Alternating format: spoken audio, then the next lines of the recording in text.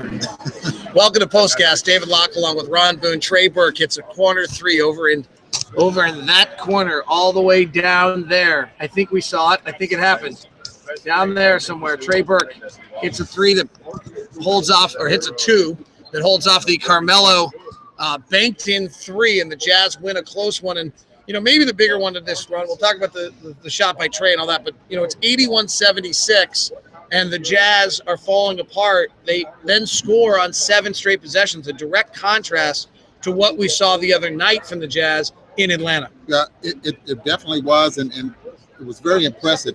I mean, and just talking about it just a couple of days ago or yesterday, that the Jazz learning anything from losing close ball games? Are they learning anything from losing leads? Are they learning anything on the closing minutes of the basketball game and what you have to do to win? They stayed in there. They made some mistakes. Carmelo Anthony, being a beast that he is, really made it difficult for the Jazz and the point shot that he made.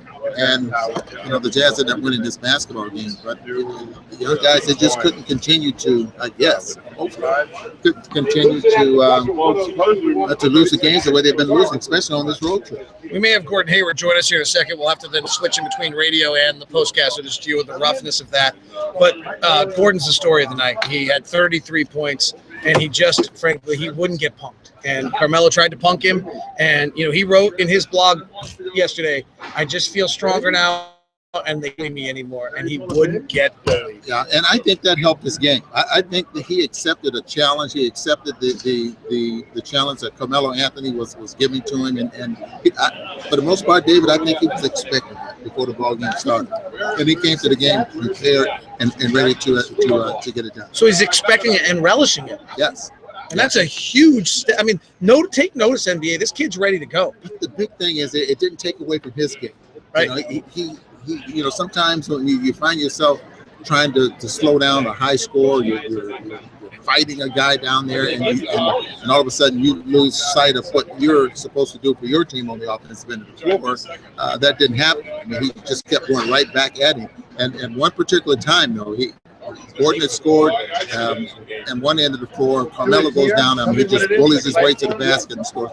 Gordon comes right back down and hits that three. You hits the two rather in that same area that he hit the three, and you made a point of that. During the course of the basketball game, it's like, okay, you scored on me, I'm going to go down and score on you. It really became mano a mano. We have somebody on the line. Trey Burke is on the line. Okay, Trey, are you there?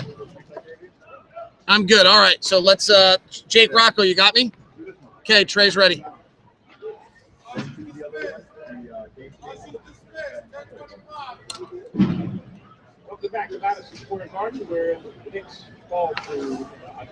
Thank you very much. Trey, welcome to the show. Thanks for taking the time. I asked you when the year started, your best moment ever on a basketball floor. You still went to the Kansas three. I'm guessing that still has number 1, but this is going to be number 2?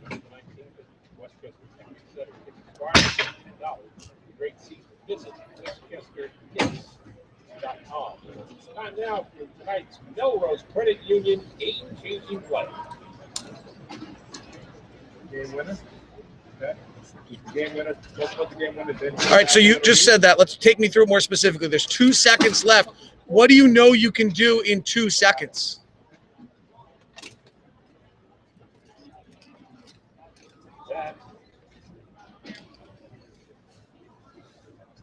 The reason for the hesitation from Mike is because we weren't sure if the left shot all the time he did with 1 second left on the clock. That's game-changing play presented by Melrose Credit Union. Life is full of game changers and the right financial partner.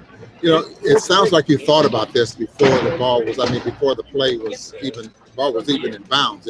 Okay, I got at least 2 dribbles. It sounds like you've thought about this, and I know you've said many, many times that it seems like you've always been the guy that's been accustomed to taking the last shot. So run us through that.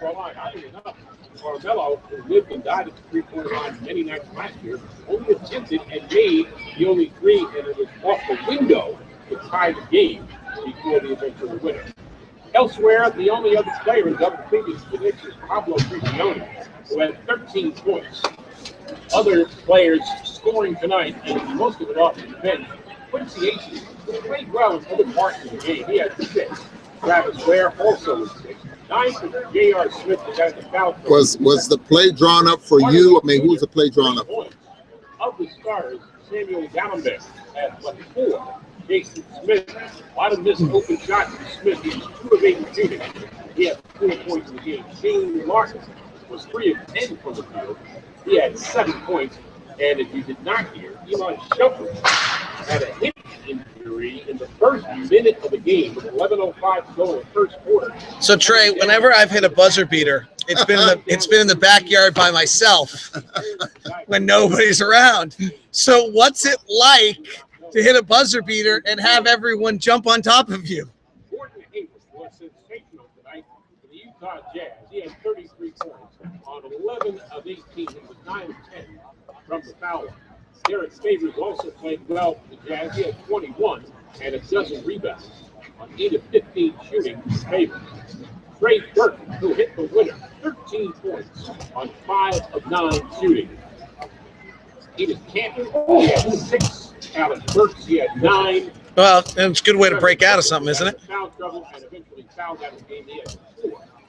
Steve Novak with 3. Phil Ingram with 6. Rudy Gobert with 4, and Dante Exum with 3 points. Now we go to the head coach. Well, I mean, I said that to him when we walked out together from Indiana. I said that was the best passing game I've ever seen you have. So when we were walking out together, you had another great one tonight. We don't have a final box, but I think you had 8 or 9 assists tonight. And in that one, you're cool. Thank you. They just brought us a final box. Hey, congratulations. Way to stay solid. Way to get through it. And nice job. That is Trey Burke with us tonight as the Jazz win it 102-100 on Trey 2 from the left side. Spence, Britton, enjoy this one. Britton, keep running around circles and makes it more fun. All right, so we'll kill the station to us now, and we'll finish up postcast. And just what's your reaction when you hear him right there? I was impressed with the fact that he knew that, okay, I got at least 2 dribbles. And he didn't really rush, because normally the first thing you do is, of course, 2 seconds. That's not a lot of time. I got to get this shot off, and you don't get that comfortable look. It's a hope and a prayer, and it looks like it's a luck shot if it goes in. In this case, he knew he had a couple of dribbles, and it didn't look like it was a lucky shot. It looked like it was a routine shot. Jazz second road win last year, I think, was in mid-December, by the way. Maybe later. Well, don't forget that 9. Right. No, right. 1 and 11 start they had. Yeah, so it's nice progress. Derek Favors 21 and 12 tonight. Really played a strong game. Trey finished with 13, and as we were talking about earlier, Gordon. Much like it's weird. If someone looks at this box score, it's going to look like Carmelo dominated the Jazz defense with 46. He was fabulous. He scored 17 of the final 19, but. And I guess he was virtually unstoppable. I thought the Jazz actually made him work. That's what they said they had to do, make him work. You know, you make him score in traffic and make him work. And obviously he did. He accepted the challenge there as well. And he knew that he didn't have Amari.